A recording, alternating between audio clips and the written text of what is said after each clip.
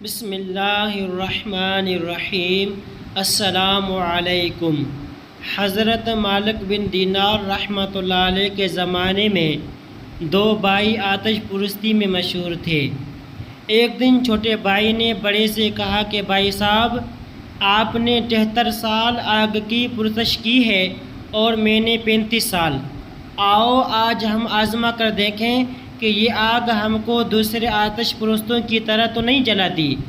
اگر اس نے ہم کو نہ جلایا تو ہم آئندہ آتش پرستی کریں گے، ورنہ ترک کر دیں گے۔ چنانچہ اس نے آگ جلا کر بڑے بھائی سے کہا کہ آپ پہلے آگ پر ہاتھ رکھیں گے یا میں رکھوں؟ تو اس نے کہا کہ تم پہلے ہاتھ رکھو۔ جب چھوٹے بھائی نے آگ پر ہاتھ رکھا تو آگ نے اپنی خاصیت کے مطابق اس کی انگلی جلا دی، جس پر اس نے آگ سے ہاتھ کھینچ کر کہا کہ ہائے افسوس، میں نے تجھے اتنے عرصے تک پوجا پھر بھی تو نے میری انگلی جلا دی۔ آخر اس نے اپنے بڑے بھائی سے کہا کہ آخر ہم ایسی ذات کی عبادت کیوں نہ کریں جس کی برسوں کی نافرمانی اور گناہ پر اگر ہم سچے دل سے توبہ اور استغفار کر لیں تو ہمیں معاف فرما دیں۔ یہ بات بڑے بھائی کی سمجھ میں بھی آ گئی اور دونوں بھائی صحیح راستے کے متلاشی بن کر حضرت مالک بن دینار کی خدمت میں حاضر ہوئے۔ تو کیا دیکھتے ہیں کہ حضرت مالک بن دینار رحمۃ اللہ علیہ بصرہ میں لوگوں کو واعظ سنا رہے ہیں۔ ان کو دیکھ کر بڑے بھائی کہنے لگے کہ میں مسلمان نہیں ہوتا، کیونکہ میری عمر کا زیادہ تر حصہ آگ کی پرستش میں گزرا ہے۔ اب اگر میں مسلمان ہو گیا تو میرے گھر والے مجھے ملامت کریں گے، اور میں ان کی ملامت سے مقابلے میں آگ کو ترجیح دیتا ہوں۔ چھوٹے بھائی نے سمجھایا کہ لوگوں کی ملامت تو ایک دن زائل ہو جائے گی، لیکن دوزخ کی آگ زائل نہ ہوگی۔ مگر بڑے بھائی کی سمجھ میں نہ آیا اور وہ بدنصیب واپس چلا گیا۔ لیکن چھوٹا بھائی اپنے بیوی بچوں کو لے کر حضرت مالک بن دینار رحمۃ اللہ علیہ کی خدمت میں حاضر ہوا اور واعظ سے فارغ ہونے کے بعد تمام ماجرا ان کو سنایا اور درخواست کی کہ اس کو میں بیوی اور بچوں کے مسلمان بنائے۔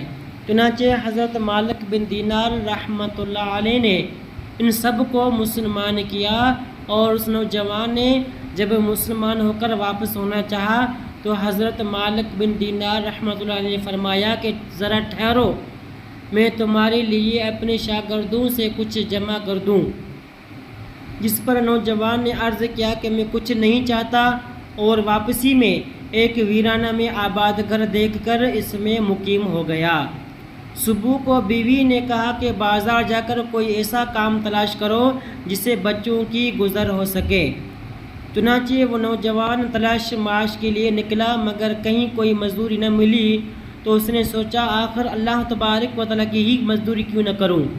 یہ سوچ کر دوسرے روز ویرانہ میں جا کر مغرب تک برابر نماز پڑھتا رہا اور رات کو پھر خالی ہاتھ مکان پر چلا گیا۔ بیوی نے دریافت کیا کہ ہمارے لیے کچھ لائے ہو؟ تو اس نے جواب دیا کہ آج میں نے بادشاہ کی مزدوری کی ہے، مگر اس نے کچھ نہیں دیا، کل کو اجرت دینے کو کہہ دیا ہے۔ یہ سن کر سب بچے مجبور بھوکے سو رہے۔ صبح کو پھر بازار گیا اور کوئی مزدوری نہ ملی تو وہ دن بھی عبادت الہی میں گزار دیا، اور شام کو گھر آ کر بیوی سے کہا کہ بادشاہ نے جمعہ تک اجرت دینے کا وعدہ کیا ہے۔ آخر جمعہ بھی آ گیا، اور جمعہ کو بھی جب کوئی کام نہ ملا تو اس دن بھی وہ عبادت ہی میں مصروف رہا، اور زوال کے بعد دونوں ہاتھ آسمان کی طرف اٹھا کر دعا کی، اے میرے پروردگار، تو نے مجھے اسلام کی دولت سے نواز کر ہدایت عطا فرمائی، بس اس دین کی برکت اور عظمت سے اہل عیال کے نفقہ کا غم بھی میرے دل سے دور فرما دے، کیونکہ مجھے ان کے حال کی تبدیلی ہو جانے کا اندیشہ ہے۔ یہ دعا کر کے جمعہ کی نماز کے وقت جب وہ مسجد میں گیا تو اس کے عیال پر بھوک کا بہت غلبہ تھا۔ اتفاقاً کسی شخص نے آ کر اس کا دروازہ کھٹکھٹایا، جس کی آواز سن کر اس کی بیوی باہر آئی تو کیا دیکھتی ہے کہ ایک خوبصورت نوجوان سنہری رومال سے ڈھکا ہوا ایک طباق لے کر کھڑا ہے اور کہہ رہا ہے کہ اس کو لے کر لو اور اپنے شوہر سے کہہ دینا کہ یہ اس کی 2 دن کی مزدوری ہے، اور اگر تم زیادہ کام کرتے تو مزدوری اور زیادہ ملتی۔ چنانچہ اس عورت نے طبقات کھولا تو اس میں 1000 اشرفیاں تھیں۔ ان میں سے ایک اشرفی لے کر ایک نصرانی صراف کے ہاں گئی۔ اس نے اشرفی کا وزن کیا تو 2 مسکال سے زیادہ اتری۔ اس کے بعد جب اشرفی کے نقوش دیکھے تو معلوم ہوا کہ یہ آخرت کی ہدایت سے ہے۔ یہ دیکھ کر صراف نے دریافت کیا، یہ اشرفی تم کو کہاں سے ملی ہے؟ تو عورت نے اس کو تمام واقعات سنایا، جس کو سن کر وہ نصرانی صراف بھی مسلمان ہو گیا اور 2000 درہم عورت کو دے کر کہا، ان کو خرچ کرو اور جب یہ خرچ ہو جائیں تو پھر مجھے اطلاع دو۔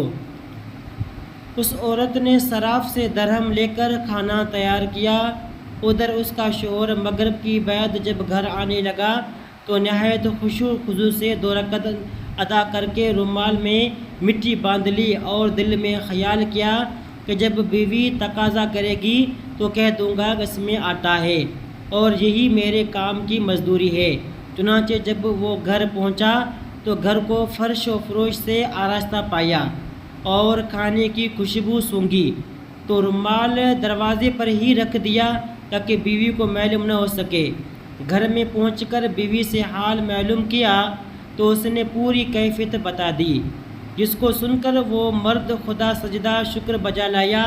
پھر بیوی نے دریافت کیا کہ رومال میں کیا لائے ہو جو دروازے میں رکھ آئے ہو؟ تو اس نے جواب دیا کہ اس کا حال مجھ سے نہ پوچھو، اور یہ کہہ کر دروازے میں گیا اور مٹی پھینک کر رومال لے آئے تو دیکھا تو اس میں مٹی کے بجائے آٹا تھا۔